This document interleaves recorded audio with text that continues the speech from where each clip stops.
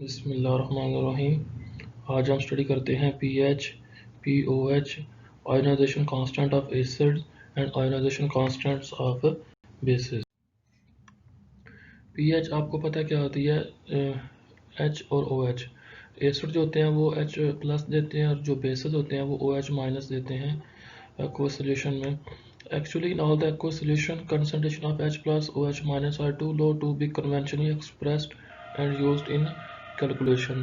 क्या aqueous solution में H plus और OH minus की concentration इतनी कम होती है कि उसको कैलकुलेशन में यूज़ करना और उसको एक्सप्रेस करना मुश्किल हो जाता है। तो उसके लिए 1909 में सोरेनसन और डेनिश का बायोकेमिस्ट था, उसने एक टर्म इंट्रोड्यूस की पीएच एंड पीओएच, यानी कि H के साथ P लगा दिया और OH के साथ भी P लगा दिया। इस P का क्या मतलब है? P का मतलब है negative log of H plus ion और negative log of OH minus ion. So the scale of pH and pOH have been developed. pH and pOH are abbreviations of negative log of hydrogen ion concentration and negative log of hydroxide ion concentration respectively. जैसे ये देखें, इधर H है, इधर ये H plus bracket में, तो इधर माइनस लॉग लगा दिया, इधर P लगा दिया, तो ये P equal to negative log है, तो बन गया PH is equal to negative log of hydrogen ion concentration, और ये POH is equal to negative log of hydroxide ion concentration. For neutral water आपको पता है कि ये 7 होती है, क्योंकि हमने पीछे कैलकुलेट किया था कि 7 जो है H प्लस होती है, 7 OH माइनस होती है जब हम वाटर का आयोनाइजेशन कांस्टेंट स्टडी कर रहे थे। तो न्यूट्रल वाटर के लिए pH is equal to minus log 10 power minus 7। तो लॉग की प्रॉपर्टी के मुताबिक ये -7 शुरू में आएगा, तो minus into -7 log 10, minus minus plus हो जाएगा, तो log 10 1 होता है, तो 7 हो जाएगा। न्यूट्रल वाटर की pH 7 होती है और न्यूट्रल वाटर की pOH भी 7 होती है। तो अगर pH इक्वल टू 7 है तो सोल्यूशन न्यूट्रल होगा, अगर लेस देन 7 है तो सोल्यूशन एसिडिक होता है, और अगर ग्रेटर देन 7 है तो सोल्यूशन बेसिक होता है। ये बेसिक बातें आप जानते हैं। If we take the negative log of Kw, then it is called pKw। Kw हमारा यहाँ पे आयोनाइजेशन कांस्टेंट ऑफ वाटर है, जो हम ऑलरेडी स्टडी कर चुके हैं। कहता है इसका अगर हम नेगेटिव लॉग लेते हैं तो ये pKw बन जाएगा, जिसकी वैल्यू हमने एक्सपेरिमेंटली काउंट की थी 10 की पावर -14। तो यहाँ पे फिर लॉग की प्रॉपर्टी है कि 14 पावर जो होती है 10 की वो शुरू में आ जाती है, माइनस और माइनस प्लस 14 log 10 चूँकि 1 होता है, तो यहाँ पे pKw इक्वल टू 14 होगी at temperature 25 degree Celsius. The value of pH varies normally between 0 to 14 at 25 degree Celsius. कि आपके पास 0 से 14 तक pH की वैल्यू वेरी करती है, लेकिन लेस देन 0 और ग्रेटर देन 14 pH के भी सॉल्यूशन नाउन है। ये आपके पास देखें, H की कंसंट्रेशन है, ये pH है, ये OH माइनस की कंसंट्रेशन है, ये POH है। तो ये H की कंसंट्रेशन के साथ pH को रिलेट करते हैं और OH माइनस की कंसंट्रेशन के साथ POH को रिलेट करते हैं। तो जैसे न्यूट्रल होता है तो उसके लिए 10 की पावर -7 अभी हमने देखा, और उसकी pH 7 निकली थी, और OH के लिए भी वो सेम थी 10 की पावर -7, तो POH भी 7 थी। अगर 7 से कम वैल्यू हो तो वो एसिडिक होता है, और अगर वो 7 से अबव हो तो वो बेसिक होता है। अगर pH की बात करें, POH में अगर 7 से ज़्यादा वैल्यू हो तो बेसिक होता है, और अगर 7 से कम वैल्यू हो तो एसिडिक होता है। The pH value of some familiar aqueous solution are shown in the table। ये आपके पास टेबल में देखें, 1 molar HCl, 0.1 molar HCl, 0.1 molar acetic acid, gastric juice, lemon, इस तरह से आपके पास डिफरेंट सॉल्यूशंस की pH गिवन है, जिससे आपको अंदाज़ा हो सकता है कि जितनी भी हम चीज़ें खाते हैं, ईटेबल जो आइटम्स होती हैं, उनकी pH यूजली एसिटिक होती है। देखें, सॉफ्ट ड्रिंक 3 है, Apple 3.1, grep fruit 3.1, orange 3.5, tomatoes 4.2, cherries 3.6, bananas 4.6। तो जितनी भी हमारी खाने की चीज़ें होती हैं वो यूजली एसिडिक pH रखती हैं। अब हम आते हैं आयोनाइजेशन कांस्टेंट्स ऑफ एसिड्स के ऊपर। आयोनाइजेशन कांस्टेंट का मतलब होता है कि कोई भी एसिड होगा वो किस हद तक कितना वो डिसोसिएट होगा, जितना वो ज़्यादा डिसोसिएट होगा उतना वो स्ट्रांग होगा। तो डिसोसिएशन से रिलेट करते हैं हम एसिड की स्ट्रेंथ को। Acid and bases when dissolved in water may or may not be completely dissociated. Many acids are weak electrolytes and they are ionized to an extent which is much less than 100. कि जो acid और basis होते हैं जब उनको हम water में dissolve करते हैं तो वो लाजमी नहीं कि सारे एसिड और बेसिस कम्प्लीटली डिसोसिएट हो जाएं। काफ़ी एसिड इस तरह से हैं जिनको हम कहते हैं वीक इलेक्ट्रोलाइट। वीक इलेक्ट्रोलाइट के मतलब वो उनमें ज़्यादातर मॉलिक्यूल अनडिसोसिएटेड रहते हैं to extent which is much less than 100%. The value of Ka called the dissociation constant of acids. इसके बाद हम पढ़ेंगे Kb, उसको कहेंगे value of dissociation constant of bases is the quantitative measure of strength of acids. ये जो Ka है ये एसिड की क्वांटिटेटिव मेजरमेंट है कि कौन सा एसिड कितना स्ट्रांग होगा।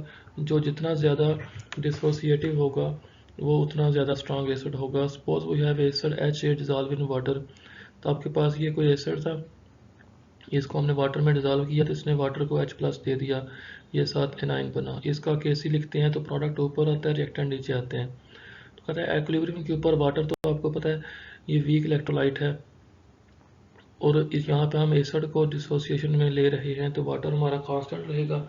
इसको हम लेफ्ट साइड पे ले जाते हैं तो यहाँ पे इन दोनों को मिला के हमारा एक और कांस्टेंट बनेगा Kc × H2O = Ka। Ka हमारा डिसोसिएशन कांस्टेंट ऑफ एसिड्स है। तो ये हमारे पास रिलेशन आया, इससे हम Ka निकाल सकते हैं। अगर हमें H कंसनट्रेशन का पता हो, H+ की कंसनट्रेशन कितनी है और इनिशियल हमने कितनी स्ट्रेंथ का एसिड लिया था, अगर हमें ये दो चीज़ों का पता हो तो हम Ka बता सकते हैं आयोनाइजेशन कांस्टेंट ऑफ एसिड्स। यानी कि हम ये पता लगा लेते हैं कि ये जो एसिड है इसकी स्ट्रेंथ क्या है, ये स्ट्रांग एसिड है, वीक एसिड है, वेरी स्ट्रांग एसिड है या वेरी वीक एसिड है। This equation can be used to calculate Ka for any acid if we know the pH or H+ of that solution and initial concentration of acid dissolved. कि अगर हमें पता हो कि हमने कितना एसिड लिया, उसकी कंसंट्रेशन क्या थी और उसमें H+ कितने हैं, तो हम Ka बता सकते हैं कि ये किस हद तक डिसोसिएट हुआ है। This can also be used to calculate the equilibrium concentration of H+, H3O+ and A- produced if we know the initial concentration of acid and Ka। अगर हमें एसिड का पता हो इनिशियल कंसंट्रेशन उसकी क्या है और Ka जो अभी हम निकाल रहे थे उसका पता हो, तो फिर हम जो एनाइन प्रोड्यूस होता है उसकी भी बता सकते हैं कंसंट्रेशन इक्विलिब्रियम पे, और H+ कितने बने हैं वो भी पता लगाया जा सकता है। Ka की वैल्यू अगर लेस दैन 10⁻³ हो तो एसिड वीक होता है, अगर ग्रेटर दैन 1 हो तो एसिड स्ट्रांग होता है, और अगर Ka की वैल्यू 1 to 10⁻³ तक हो यानी कि इन दोनों के दरमियान में, तो एसिड मॉडरेटली स्ट्रांग होगा, ना तो वो बहुत ज़्यादा स्ट्रांग एसिड है और ना ही वीक है। अब यहाँ पे ये देखें आपको Ka दी हुई है, यहाँ पे HCl है, इसको डिसोसिएट करवाया तो इसका जो Ka है 10⁻7 है। 10⁻7 बहुत बड़ी वैल्यू है, इसलिए वेरी स्ट्रॉन्ग एसिड है। इसमें ये देखें एसिटिक एसिड है, इसको डिसोसिएट करवाते हैं तो ये 10⁻⁻5 है, तो ये बहुत कम वैल्यू है डिसोसिएशन में, तो ये वीक एसिड है। वाटर को देखें तो ये 10⁻16 है, तो ये बहुत बहुत छोटी वैल्यू होने की वजह से वाटर जो है हमारा वेरी वीक इलेक्ट्रोलाइट है, तो ये वीक एसिड होगा। अब हम देखते हैं कि जब हमें पता चल गया है कि जो हमारे एसिड और बेसेस हैं वो कम्प्लीटली डिसोसिएट नहीं होते, वो किसी हद तक डिसोसिएट होते हैं, कुछ मॉलिक्यूल टूट जाएंगे बाकी सारे वैसे ही रहेंगे, तो फिर हम उसकी परसेंटेज निकालते हैं कि परसेंटेज क्या होती है। परसेंटेज आयोनाइजेशन, तो amount of acid ionised, amount of acid initially available, कि कितना आप शुरू में इसकी कंसनट्रेशन थी और कितना वो आयोनाइज हुआ, उसको मल्टीप्लाई 100 करें तो आपके पास आयोनाइजेशन निकल के आ जाती है। The percentage ionization of weak acid depends upon the extent of dilution of their aqueous solution, कि जो वीक एसिड है उनकी जो डिसोसिएशन है वो उनकी डाइल्यूशन पे डिपेंड करती है। इस बात का मतलब ये है कि अगर आपका सॉल्यूशन ज़्यादा डाइल्यूट होगा तो उसकी डिसोसिएशन ज़्यादा होगी, अगर वो कंसनट्रेटेड होगा तो डिसोसिएशन ज़्यादा नहीं होगी। ये टेबल में देखें ये मोलैरिटी कितनी है 0.1, तो कितना आयोनाइज हुआ 1.3%।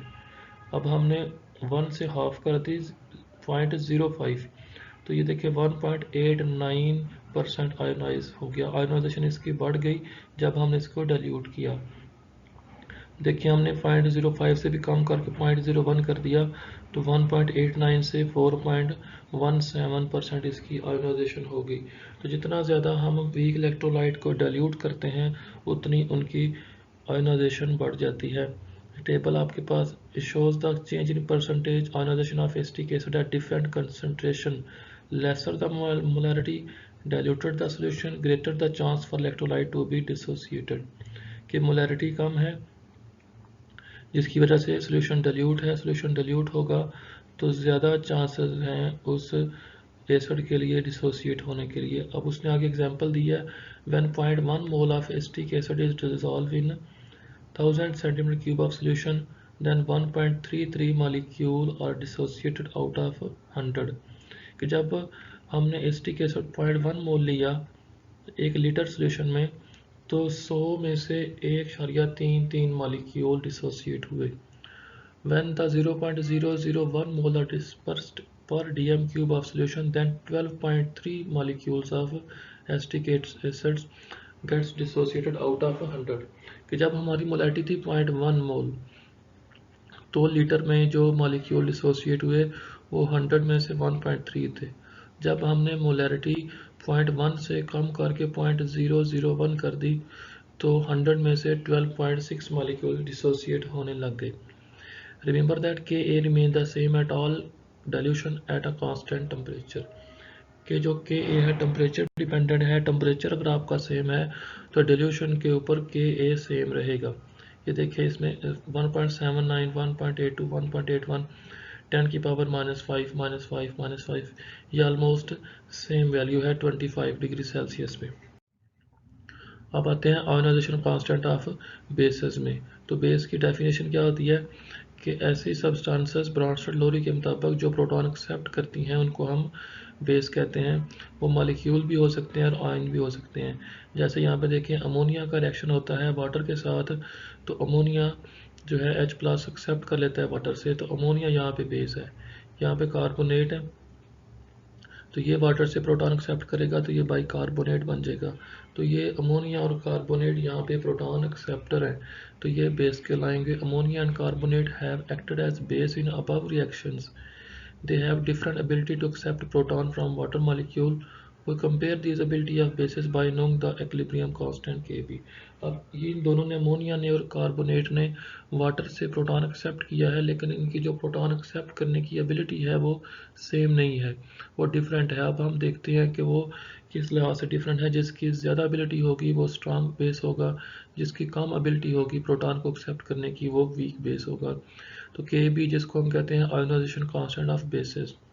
तो लेट सपोज हमारे पास जो बेस है वो B है, तो ये यहाँ पे हमने जनरल लिख दिया बेस B है और ये वाटर से प्रोटॉन एक्सेप्ट करेगा तो BH+ बन गया और OH-। इसको हम Kc लिखते हैं। तो ये आपके पास Kc आया प्रोडक्ट और रिएक्टेंट की कंसंट्रेशन। वाटर यहाँ पे हमारा कांस्टेंट है, इसको भी उठा के इधर कांस्टेंट के साथ लगा देते हैं, तो यहाँ पे नया कांस्टेंट बन जाएगा Kb equal to BH+ OH- और B। यहाँ पे भी हम ionization constant of bases calculate कर सकते हैं अगर हमें पता हो OH- की कंसंट्रेशन कितनी है और शुरू में जो हमने बेस लिया था उसकी क्या कंसंट्रेशन है। अगर दो चीज़ों का हमें पता हो तो आयोनाइजेशन कांस्टेंट ऑफ बेसिस हम कैलकुलेट कर सकते हैं। Kb value of a base is the quantitative measurement of strength of basis. शुरू में हमने Ka की बात की, अब Kb है। Ka ionization constant of acids होता है, Kb ionization constant of bases होता है। तो जितनी ज़्यादा वैल्यू होगी Kb की उतनी ज़्यादा स्ट्रॉन्ग बेस होगी। Smaller the Kb value weaker the base, greater the Kb value stronger the base. अब ये देखें आपके पास ये बेस है, ये डिसोसिएट हुआ तो इसकी Kb वैल्यू वेरी हाई है, तो वेरी स्ट्रॉन्ग बेस है। अब यहाँ पे देखें मिथाइलमीन है, इसको जब हम करते हैं तो इसकी 10 की पावर -4 Kb वैल्यू है, तो ये वीक है, तो ये बेस भी वीक होगा। एनिलीन है उसको हमने डिसोसिएट करवाया तो उसकी 10 की पावर -10 वैल्यू आई है, तो ये भी वीक है, कम है डिसोसिएशन की वैल्यू, इस लिहाज से ये भी बेस भी वीक है, स्ट्रॉन्ग बेस नहीं है।